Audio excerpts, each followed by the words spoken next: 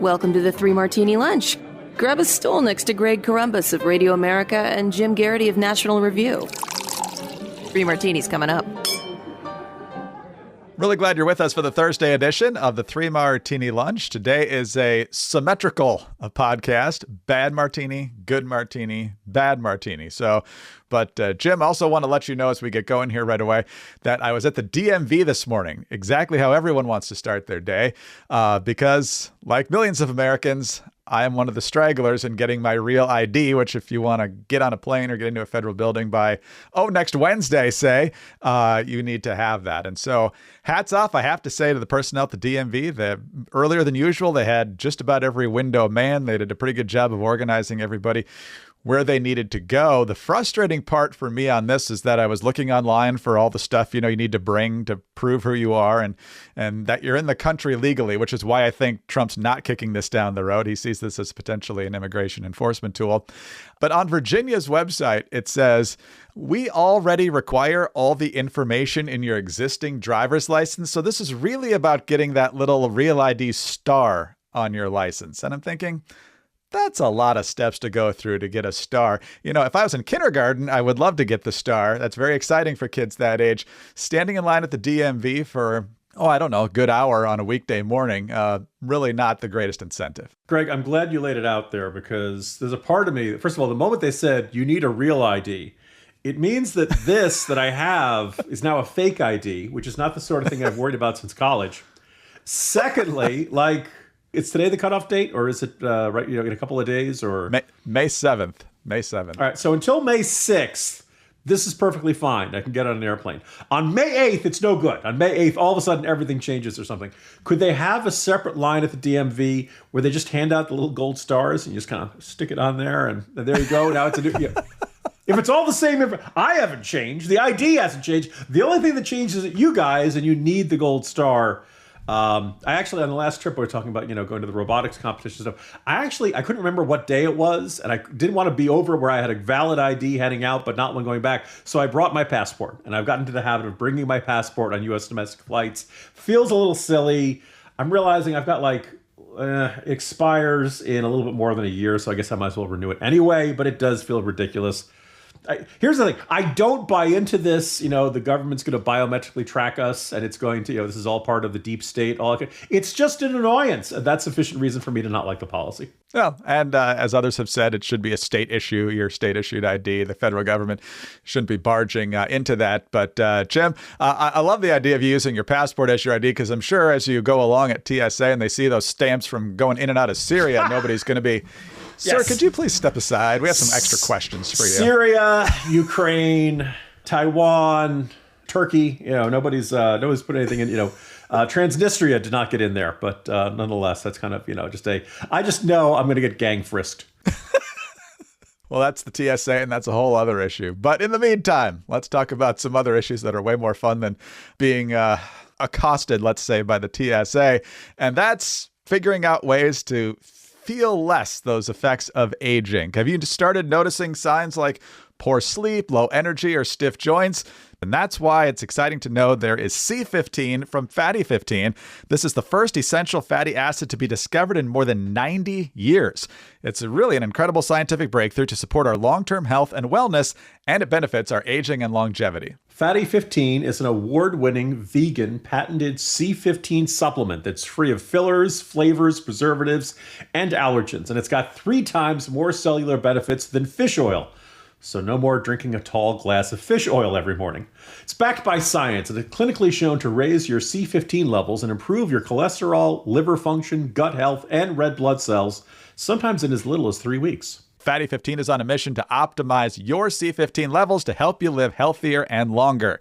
You can get an additional 15% off their 90-day subscription starter kit by going to fatty15.com/3ml and use the code 3ml at checkout. That's fatty15, fatty15.com/3ml, code 3ml. All right, Jim, breaking news this morning. This is the CBS version of the story. National Security Advisor Mike Waltz and his deputy Alex Wong will be leaving their posts in the Trump White House. They are expected to leave today. The White House did not immediately respond to a request for comment. Mark Halperin first reported the departures. The president's chief of staff, Susie Wiles, is having conversations with some of the National Security Council staff today. Of course, the main thing Waltz has been in the headlines for is putting together that signal chat about the upcoming strikes against the Houthis in Yemen. And of course, Jeffrey Goldberg got added to that signal chat. We later found out that Waltz had mistakenly put Goldberg's contact information in there for the spokesman for the National Security Council. So an innocent mistake, but still not good. And other folks have obviously pointed out that having that chat on Signal at all probably wasn't that great. CBS goes on to say that Waltz never offered to resign over that. Trump didn't ask him to. So we don't know if it officially stems from that, whether it's a disagreement about something else or just not working out, as employers sometimes say.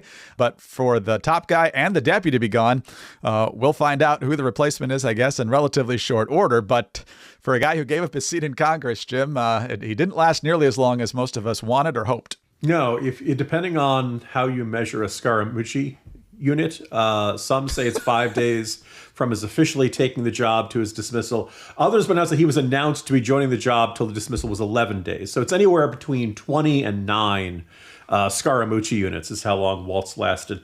I see this as really bad news. And I don't say this as the world's biggest fan of Mike Waltz. And if this had happened after the Signal chat controversy and Trump said, I'm running a tight ship here, we don't have any room for this, fine. But at the time, Trump acted like there was nothing wrong with it and he saw no reason to do this. My fear is that this is driven by Laura Loomer, who apparently spurred the dismissal of several members of the National Security Council staff. We don't know that. I would note that the position of National Security Advisor does not require Senate confirmation. The president can just pick whoever he wants. So I, for one, greet our new National Security Advisor, Laura Loomer, who I expect. Look, this is a little weird. This is very weird to see somebody leave after 100 days. And to me, I think it points to either the erraticism of Trump, particularly also like the degree to which he went out and defended Waltz and said, no, there shouldn't be any consequence. I don't want him to offer his resignation, and then to turn around sometime better and something has happened. Maybe it relates to the Signal chat. Maybe Trump came to the conclusion that he was buddies with Jeffrey Goldberg. I don't think there was a ton of evidence for that, although they had met. Also, Greg, didn't Jeffrey Goldberg interview Trump recently? Yes. Did Goldberg say something in that interview that changed his? It's very strange. And I think in the end, you just want the best people for these jobs. Trump's decided that Waltz isn't it anymore. Okay.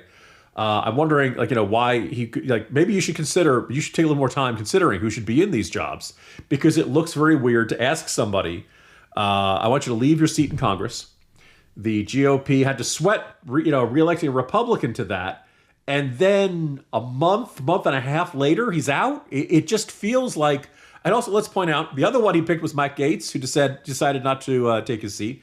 And the third one was Elise Stefanik, who he decided, you got to stay there because I don't know if we could keep the seat if you took the job as ambassador to the United Nations. It's a very tumultuous chaos. And I remember apparently last term, Trump went through 4 national security advisors in a 4-year period. I guess Andy Warhol was wrong. In the future, we won't all be famous for 15 minutes. We'll all just be national security advisor for 15 minutes. I just want the best person in this job recommending these sorts of things to the president. If Waltz seemed fine in it, and it just seems really weird to see him do it. I hope this isn't true, but it certainly sounded like that Steve Witkoff was being mentioned as a potential replacement option. Witkoff has been a disaster, keeps going into meetings with the Kremlin with the Russians providing the translator. And so that would be about as bad a move as I could possibly imagine. You don't like to see a cabinet shakeup like 3 months into the presidency. This is bad. I kind of feel like cabinets are a bit like offensive lines. The argument is that the longer 5 guys work together, the better they get at each other, the more they kind of get used to each other's way of doing the job and their rhythms and their habits and stuff like that. I don't think it's not like you can never shake up your cabinet. I'm just saying the 100-day mark seems really early, and I don't like to hear this. It also seems weird for Waltz to go when you consider all the trouble they've had over at the Pentagon and Hegseth. But because I don't like seeing a shakeup, I hope Hegseth sticks around longer. we'll see how it goes. But again, just not reassuring from this presidency this early to see people departing the cabinet. Yeah, I think you're right that there's a larger lesson there, especially if you have narrow majorities in either the House or the Senate. Do your best to find cabinet officials or your top advisors in this situation of people who aren't going to have to give up a seat. It's just chaotic unless you have a massive majority. And so that's another frustrating complication of this. Mike Waltz could easily still be in Congress doing a good job for that district in Florida. We'll see who comes next, whether it is Witkoff, whether it's somebody else. But for the top two guys to go, something definitely happened. Did Waltz not admit something that he should have admitted in the first conversation after the Signal chat? Because that can certainly get people in trouble if you're trying to rebuild trust, but definitely a surprise. He was one of the first names mentioned right after Susie Wiles and the transition, and we were pretty excited about that. We thought he'd be a really good choice. I'll tell you what's going to last longer than Mike Waltz's tenure at the National Security Council, and that is your trees, your bushes, your plants from Fast Growing Trees. It's the biggest online nursery in the United States with thousands of different plants and more than 2 million happy customers. The Corumbus family is among those happy customers because in addition to Fast Growing Trees offering a wide selection of plants, they also provide easy online ordering, quick delivery, expert support, and their Alive and Thrive guarantee. Whether you're looking to add privacy, shade, or natural beauty to your yard, Fast Growing Trees has in-house experts who are ready to help you make the right selection with plant experts on call to offer growing and care advice. The Corumbus family, very happy with everything we've gotten from Fast Growing Trees, from the fig and the monstera plants to the spice plants, the lemon tree. It's all been great. So this spring, get up to 50% off select plants at fastgrowingtrees.com/martini. Plus, use the code Martini at checkout for an extra 15% off your first purchase. Visit fastgrowingtrees.com/martini and use the code Martini. Now is the perfect time to plant. So this offer is valid for a limited time. Terms apply. fastgrowingtrees.com/martini. All right, Jim, on to our good martini now. And for that, we head to the Trump administration in another way because the minerals deal with Ukraine that was supposed to happen a while back until that very awkward meeting in the Oval Office is now done. This is Reuters. Kiev and Washington on Thursday hailed a deal giving the United States preferential access to new Ukrainian minerals as a milestone, which a top U.S. official said would allow President Donald Trump to negotiate with Russia on a stronger basis. The Kremlin was initially silent on Wednesday's agreement, but Russian former President Dmitry Medvedev said it meant Trump had, quote, broken the Kyiv regime, unquote, because Ukraine would now have to pay for U.S. military aid with mineral resources. The accord was signed in Washington, heavily promoted by Trump, and establishes a joint investment fund for Ukraine's reconstruction as the U.S. president tries to secure a peace settlement in the war between Russia and Ukraine. The New York Post also reporting that the State Department has already notified Congress of its intent to sell $50 million or more in military equipment to Ukraine, and what would be the first of that kind of deal under this Trump administration. So, Jim, we've got the mineral deal, which both sides have suggested is a big thing and certainly binds our countries closer. And then there's more military aid, which a lot of folks weren't sure would come now or come ever. Yeah. So, first of all, as listeners to this podcast and readers of National Review stuff and Washington Post stuff know, I've been very, very, very critical of the Trump administration and their policy towards Ukraine in the second term. So I think it's very important when they get something right, I should jump out and say, hey, attaboy, good job, let's see more of this. And I think, first of all, the minerals deal, I think it is less than meets the eye. It is worth noting that of these 6 rare deposits of rare earth that are deemed most valuable or most likely to be profitable, 2 of them are currently in Russian-occupied territory. Now, if this means we're going to help the Ukrainians take that back so that we have access to it in the future, I'm all for it. That's great. But let's point out that, at least a third of what we're talking about here is not easily accessible under current circumstances. Also worth noting, the announcement that about $50 million in new defense aid is going to be released. This is the first new defense aid released under the Trump administration. It's not a lot in the course of a war that is now, I guess, really in its 4th year. That we should, this is not going to necessarily turn the tide, but I think it is an important symbolic value that when Trump took out into office, indicated that he was not going to do anymore. And for now, 100 days, sending Witkoff, hosting the talks in Saudi Arabia with Rubio, they did everything possible to try to bring Russia to the table. And they kept, my frustration was they kept adding bigger and bigger carrots. And I kept waiting for the sticks part. I kept waiting for the come to the deal and reach peace, or else blank will happen. And we never really enforced any consequences here. This is the first sign of consequences. And look, Vladimir Putin is apparently going to fight this.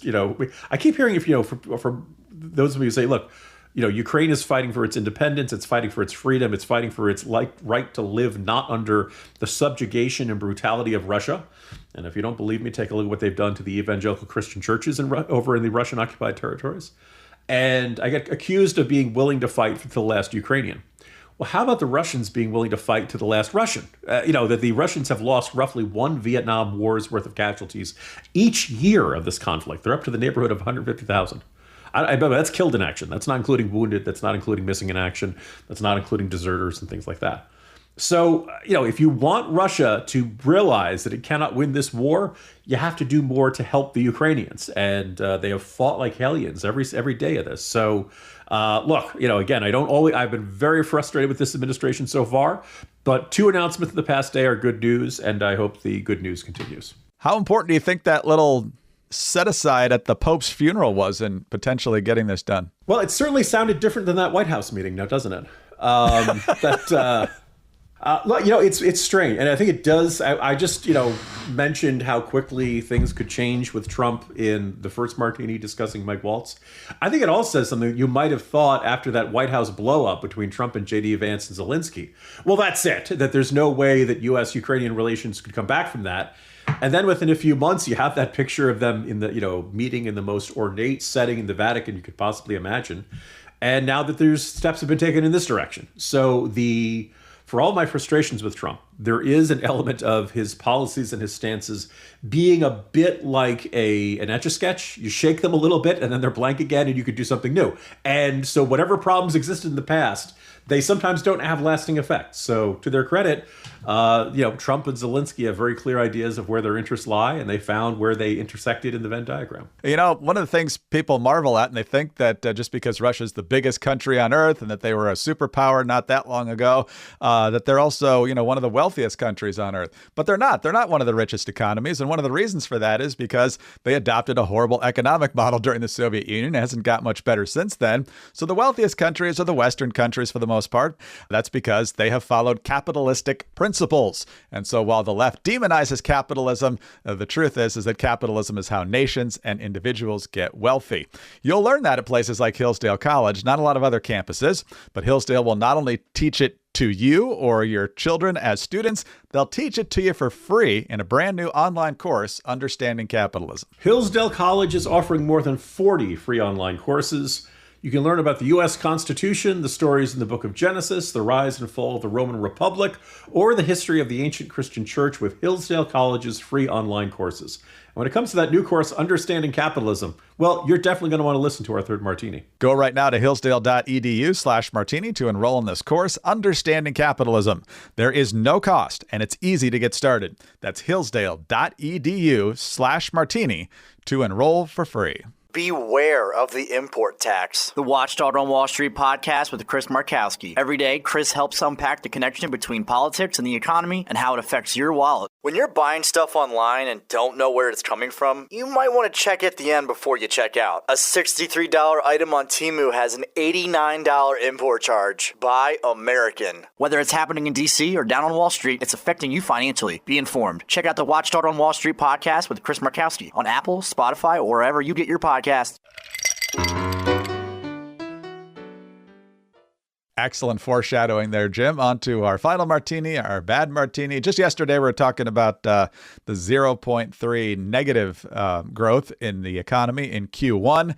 So there's some good indicators in other parts of the report. The imports, of course, pushed it into negative territory. Investment was strong. Some other things were strong. But what's going to be happening with trade? And the supply chain is going to be a big issue going forward.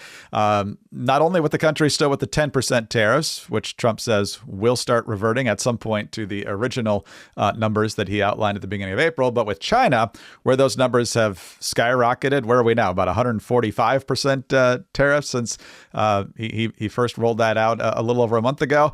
But the issue came up about whether he had been in contact with President Xi. What's going to happen with this trade battle back and forth with the Chinese? How's it going to affect our everyday lives? And Here's how that exchange went. Look, right now, and I told you before, they're having tremendous difficulty because their factories are not doing business.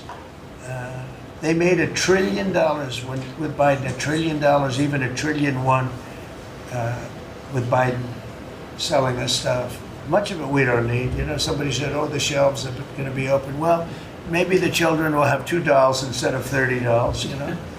And maybe the $2 will cost a couple of bucks more than they would normally. But we're not talking about something that we have to go out of our way. They have ships that are loaded up with stuff, much of which, not all of it, but much of which we don't need. And we have to make a fair deal. We've been ripped off by every country in the world, but China, I would say, is the leading one, the leading candidate for the Chief Ripper offer. Chief Ripper offer, as Trump calls China. Jim, as the father of two girls who seemingly spend every free dollar on squishmallows and other stuffed animals, a part of me kind of wishes there wouldn't be so many options in that department. But in a capitalistic society, it's up to the consumer in how they want to spend their money. And saying, you know what, it'll be okay if there are fewer choices on the shelves. And yeah, it'll be okay if it costs a little more.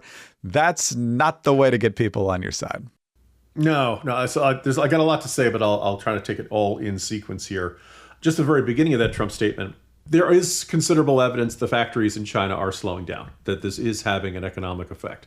I would point out, if you look at the rhetoric and the statements from Xi Jinping and the Chinese Foreign Ministry and the Chinese Trade Ministry, they don't sound like they're ready to make a lot of concessions. Now, obviously, this might be a front. They might, be sweating a lot more than they're willing to let on. But so far, there has not been an indication that China is scrambling to reach a new and better deal. They think they can outlast us. I don't know how that's going to shake out. But it's worth noting, he's a little bit right in that first statement, but we aren't seeing any shift in the Chinese position on this, as far as we can tell. You referred to it, the tariff rate on China right now is currently 124.1%. So if it costs $100, you're paying $224.10 to bring, just for tariff fees to bring it over here.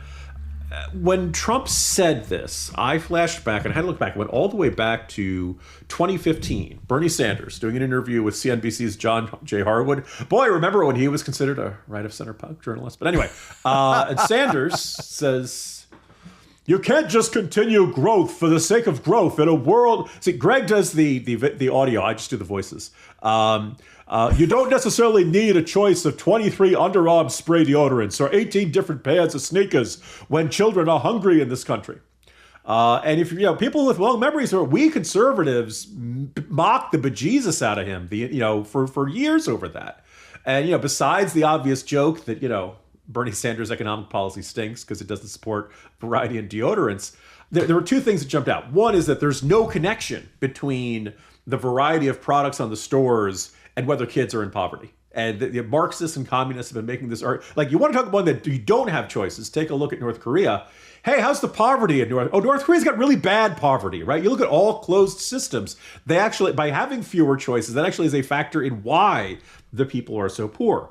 The other thing is that, look, I'm not saying the free market is a perfect system or that businesses never make a choice that rubs you the wrong way. After all, Fox canceled Firefly.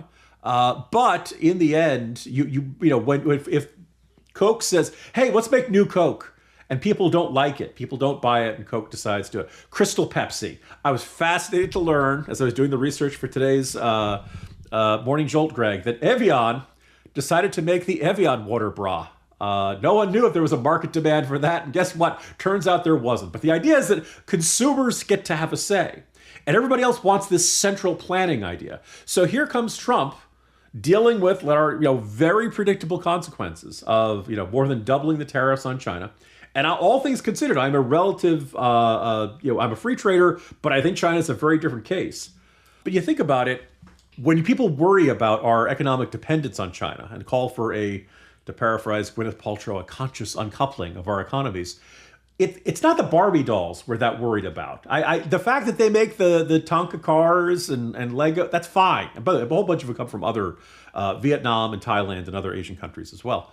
But in the end, that's not what worries us. What worries us are anything that's used for our defense industrial base, including rare earth metals. Anything that's involved in electronics, the idea of having backdoors into our systems and things like that. There are areas where it's a national security issue that we're depending on this. By the way, often you hear people bring up pharmaceuticals, and it's a mitigated factor from when this first kind of got on our radar screen back around the pandemic. We actually, in terms of the active ingredients, the US and Europe make up most of those. There are some rather glaring and unfortunate exceptions. I looked it up this morning just to give you some updated numbers. 90% of the supply of the anti-inflammation steroid hydrocortisone, 90% of that comes from China. Not great.